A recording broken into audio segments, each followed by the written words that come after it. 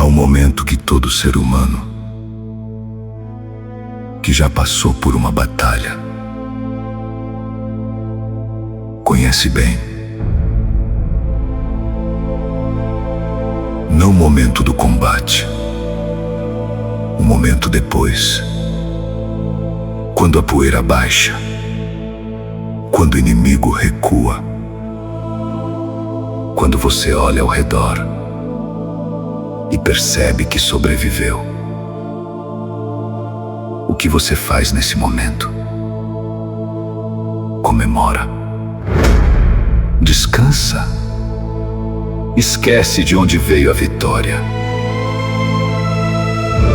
Davi não esqueceu.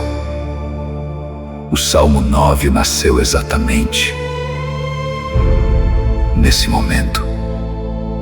Depois da batalha, depois da vitória, depois que os inimigos haviam recuado. Estudiosos acreditam que este salmo foi escrito nos primeiros anos do reinado de Davi, quando ele consolidava seu poder, derrotando os filisteus e outras nações inimigas que ameaçavam Israel. E o título traz uma expressão misteriosa em hebraico, Mutilabim, que pode significar a morte do filho ou a morte do campeão. Alguns estudiosos veem aqui uma referência à morte de Golias, o gigante que caiu, o campeão que foi vencido por um jovem pastor com uma pedra e uma funda. E aqui está algo extraordinário sobre o Salmo 9. Ele não foi escrito durante a batalha, foi escrito depois, na vitória. Porque Davi sabia algo que a maioria das pessoas esquece no momento da vitória: que a vitória não era sua, era de Deus. E isso merecia um salmo inteiro. E Davi abre o salmo com uma declaração que parece simples, mas que carrega um peso enorme. Louvar-te-ei, Senhor, de todo o meu coração, de todo o coração, não metade, não a parte conveniente, todo. E então ele especifica o que vai fazer com esse louvor. Contarei todas as tuas maravilhas, narrarei, proclamarei, não guardará para si.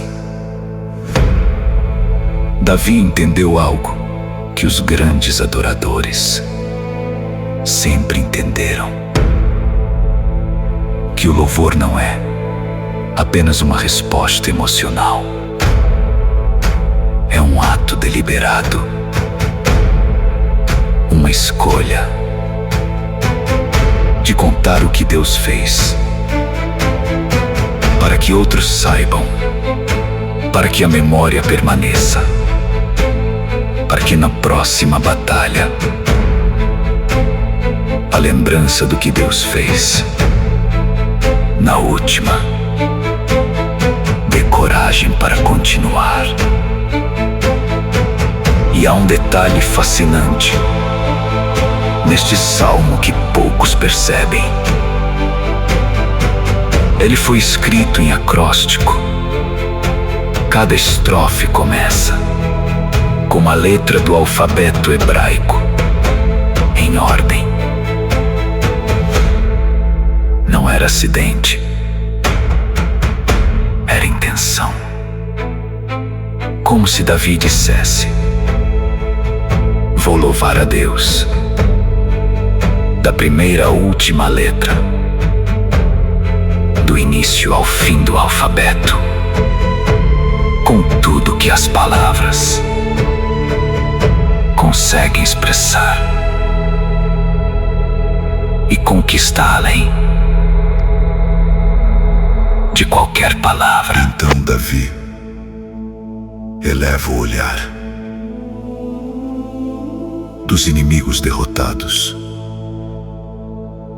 para o juiz que os derrubou e faz uma das declarações mais poderosas de todo o livro dos Salmos. Mas o Senhor permanece no seu trono eternamente, trono que erigiu para o juízo. Enquanto os inimigos caem, Deus permanece. Enquanto os nomes dos ímpios são apagados da história, o nome de Deus permanece. E aqui está o contraste que atravessa todo o Salmo 9. Os ímpios, transitórios, seus planos destruídos, suas memórias apagadas, suas ruínas perpétuas. Mas o trono de Deus, eterno. Davi havia visto isso com os próprios olhos. Golias parecia invencível, Saul parecia invencível. As nações ao redor pareciam invencíveis. E um por um caíram, enquanto o trono que Deus erigiu para o juízo permanecia e permanece hoje. Enquanto você ouve estas palavras, seja qual for o inimigo que parece invencível na sua vida agora, há um trono eterno acima de tudo isso, e ele não foi abalado, não será abalado nunca. Mas o Salmo 9 não é apenas sobre vitória militar. Não é apenas para reis que derrotam exércitos. Há um versículo no meio deste salmo de triunfo que muda completamente quem é o seu público. O Senhor será também um alto refúgio para o oprimido, um refúgio nos tempos de angústia, um alto refúgio. A imagem é geográfica, como uma torre alta no meio de uma batalha. Quem está lá em cima está fora do alcance do que acontece embaixo. Davi havia passado anos nos campos e montanhas. Sabia o que significa estar autossuficiente para ver o perigo sem ser alcançado por ele. E usa essa imagem para descrever o que Deus é para os oprimidos. Não os poderosos, os oprimidos, os que não têm força para lutar sozinhos, os que foram esmagados pelo peso de uma situação que não escolheram. Para esses, há um alto refúgio, e os que conhecem o nome de Deus confiam nele.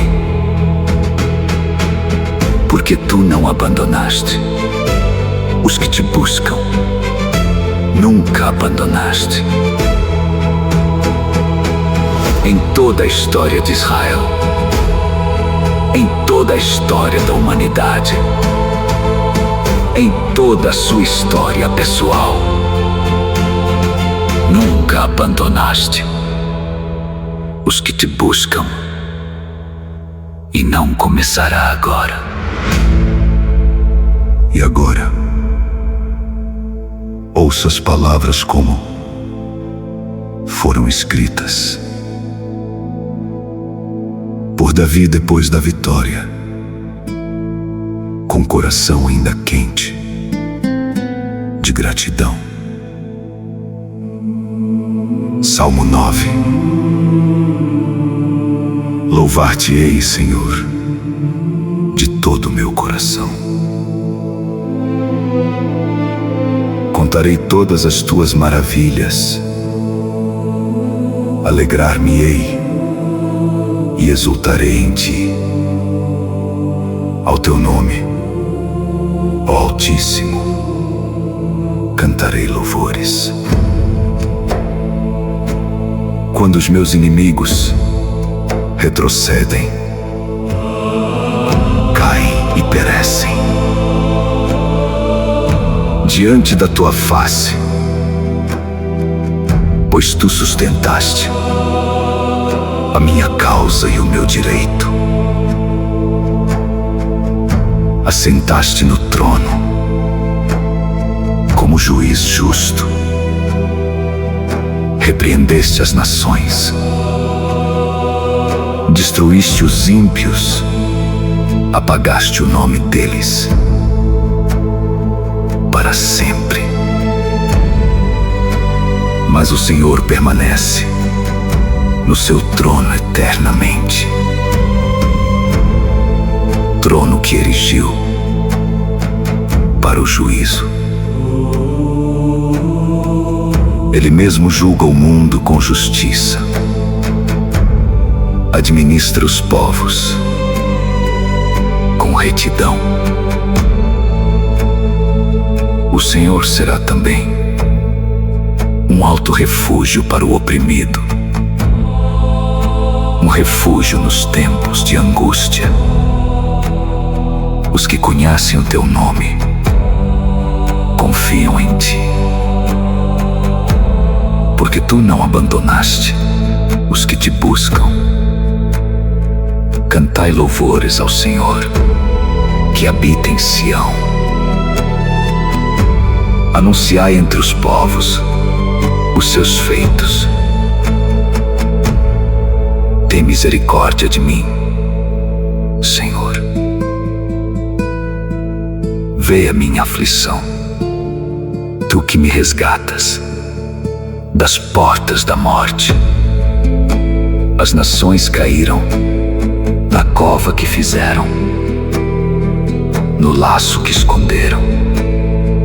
Ficou preso o seu pé. Os ímpios voltarão ao Seol. Todas as nações que se esquecem de Deus. Levanta-te, Senhor. Não prevaleça o homem. Sejam julgadas as nações diante da tua face. Ó Senhor, põe-lhes temor. Saibam as nações que são apenas homens. Você venceu uma batalha hoje? Ou está esperando que Deus vença uma para você?